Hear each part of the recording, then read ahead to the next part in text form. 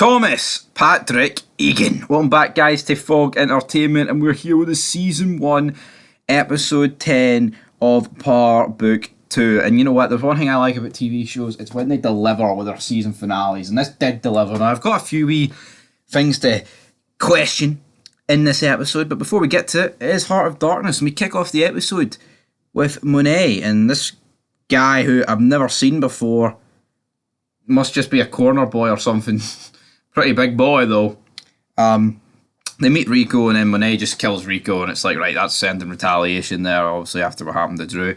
I didn't think she'd let that pass, but, you know, Rico's been a wee bit creepy.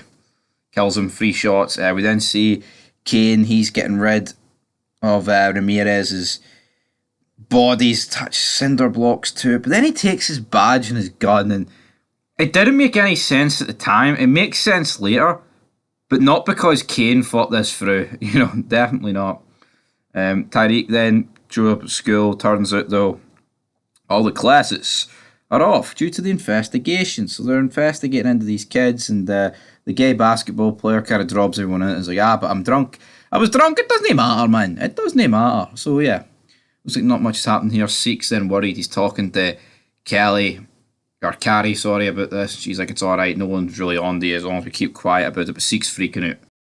And the Barry, he's trying to get more into, like, Tariq here, and he questions him, essentially calls him a drug dealer, which, like, straight to his face, which is mad, so, but then he talks about, like, the book he's writing, and obviously that kind of prompts Tariq, might have to do something later on this episode, but Kane meets with Drew. Drew's alright, he's going to live, so there's no real issue there, but then we get to court, and the court case comes crumbling down because Tariq essentially buries Sack, says, you're the one that drugged me, you're the one that was there the night my father was killed at Truth. And essentially, the trial gets a mistrial if Tasha St. Patrick agrees to rat on Tommy. And Tommy was the one behind the Empire, and holy fuck, she has. And I can't believe this, and I was like, this must force Tommy to return it. It has to. But we don't see Tommy yet. Tasha then admits to all this. Looks like Sax is going to get fired, so it's not looking good for him, but these were pretty funny scenes. He gets you lost to fucking Jason Derulo over here, which I thought was a pretty good line. So yeah, pretty much a disaster for Sax, but Sasha then gets released, has to speak to the press type. But what's the future hold for Tasha at this stage of the game? What does it hold? I'm not too sure. Riley confronts Hayden, says, your friend Tariq, he's not been truthful about his daddy passing away. Hayden will ever find out Tariq killed his dad, I guess not the biggest thing. Tariq then finds out for Seek pretty much everything that's been doing the past couple of episodes, like, you know, the whole threatening at the basketball game. Tariq then talks to Diana about this.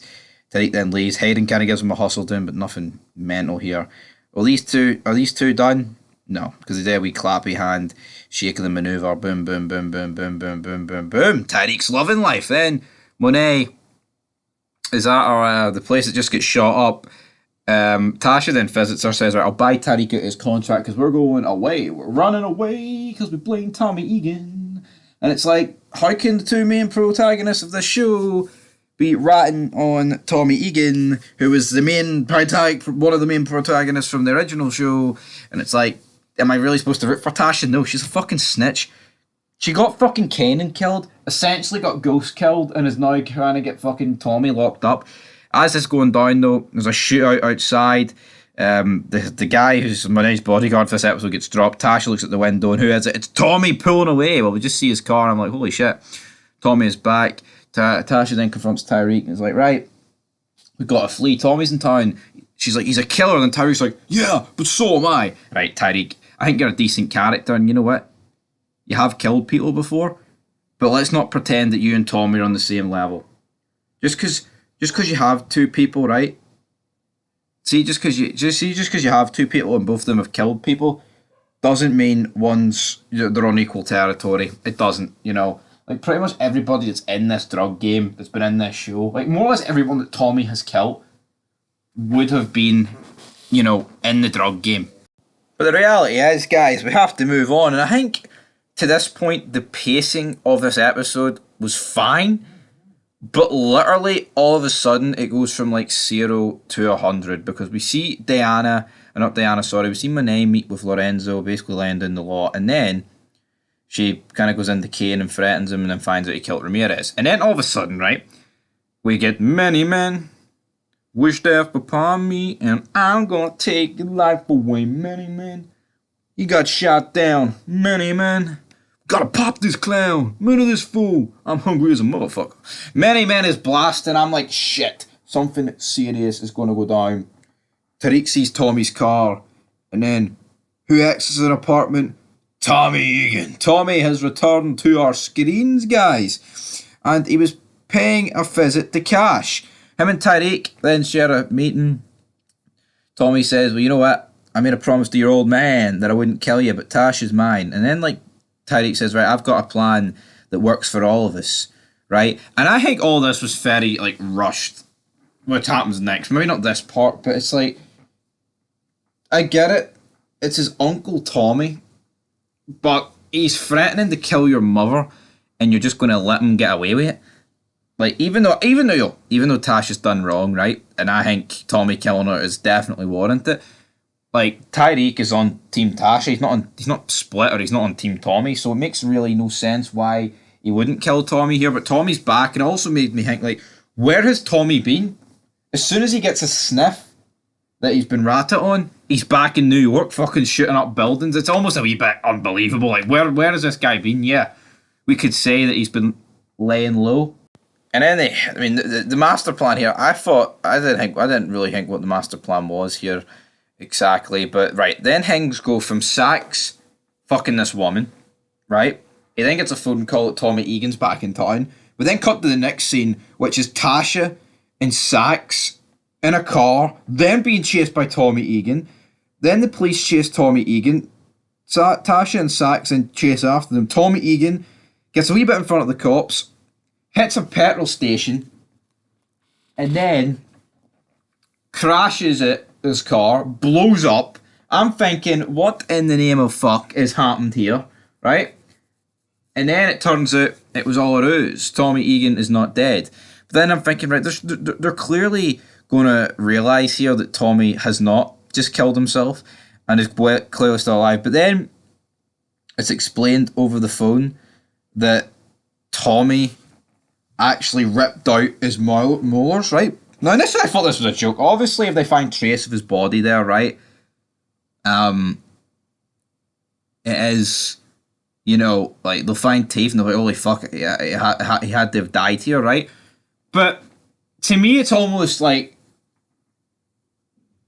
so unbelievable. Like, it exploded, and it's like you're going to go in like an hour later. There would be more than just fucking teeth. What was blood? What about other bits of DNA? I think just putting his teeth there is a bit ridiculous, to be honest. But here, anyway, at least they actually put a bit of his body there. But anyway, the fact he's ripped them fucking out, but we didn't even get to see that.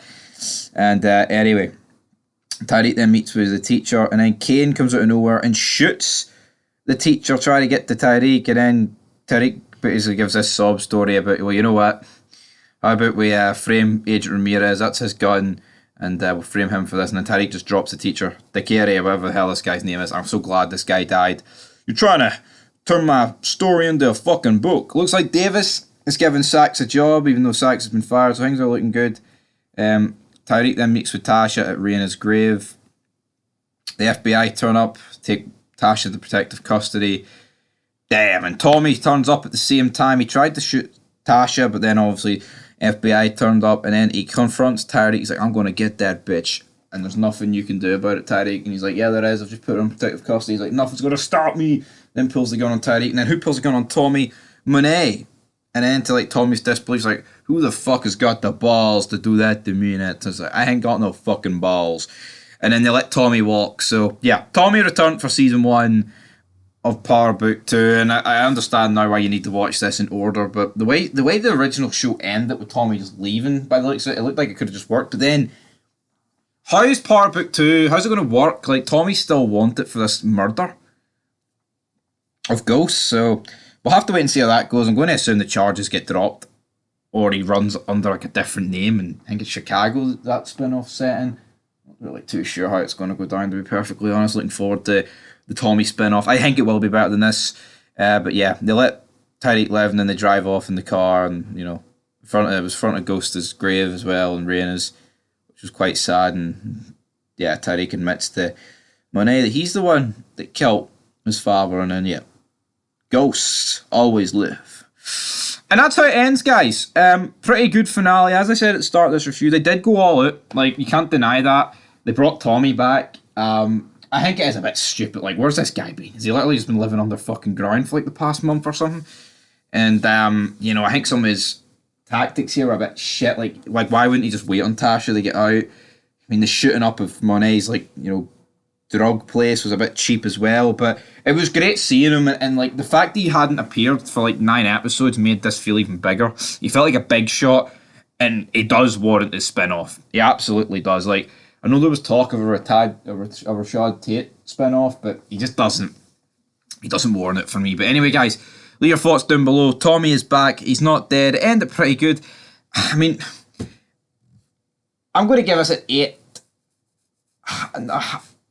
See, I think it's an 8.5, but we only can give out halves when we're both rating episodes, so it's not a 9, but it's an 8. For me, it's an 8.5, but I have to give it an 8, guys. So I'm giving it an 8 out of 10. That is it for Power Book 2. Up next for me, Power Book 4. Looking forward to that bad boy. That's it for Heart of Darkness, though. Peace.